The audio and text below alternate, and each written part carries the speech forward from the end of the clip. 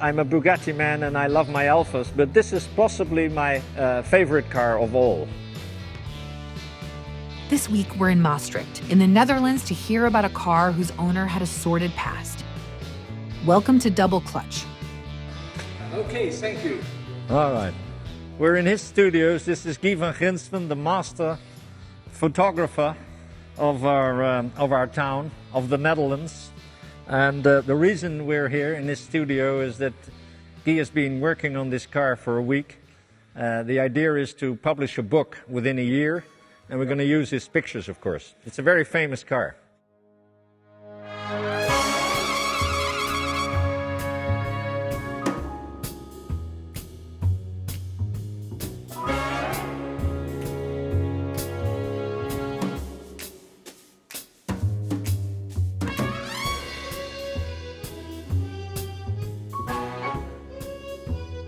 Of course, I'm a Bugatti man and I love my Alphas, but this is possibly my favorite car of all.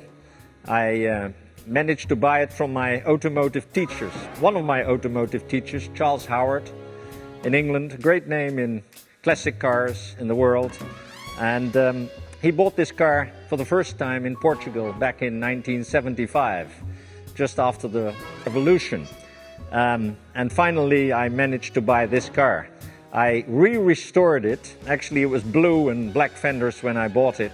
But we decided to go back to the bare metal, take everything off, all the paint, bring it back to the original color and hand paint it. We started with the fenders. And then when I liked the quality of the work, we told the guy to continue with the body. This car has a fascinating history. That's the reason why we're making a book about it. It's a 1925 Hispano-Suiza. And the first owner was Alves dos Reis. He was a criminal. Not a criminal in the sense that he shot people, but he managed to make fake documents and convince the printer, the money printer in London, to print him for way over £1 million in 500 escudo notes. He pushed those into the economy. Of course, he also helped himself a little bit. He bought some fabulous estates, he bought cars, he bought his wife's most expensive jewelry. But anyway, he got rather far. The economy helped in Portugal and Angola until they found out. And they found it out with a little mistake that he made, and he ended up in jail. This car was then sold by the bank, Angola and Metropole, in the streets of Portugal in 1925. The car then disappeared for 42 years in a little village called Santiago do Cacém. The reason why this car has such a basic racing body is the fact that it was never meant to be this body on the car.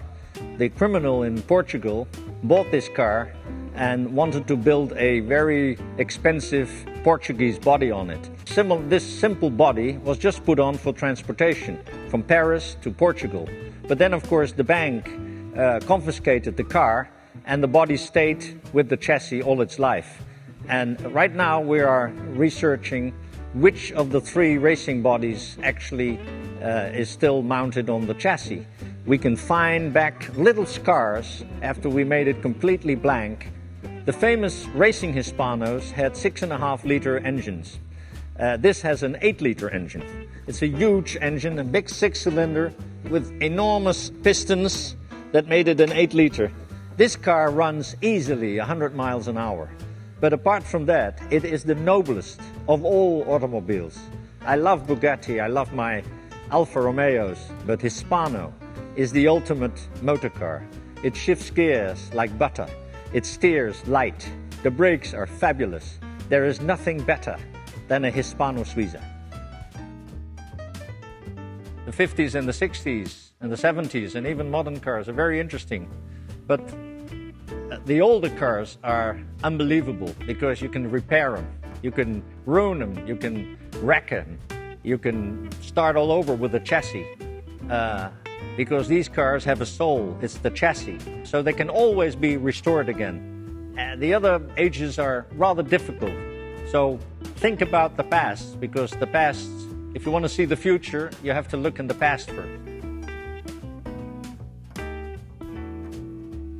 Thanks for joining us for this week's episode. Be sure to come back this Thursday for our next Buick restoration segment here on Double Clutch.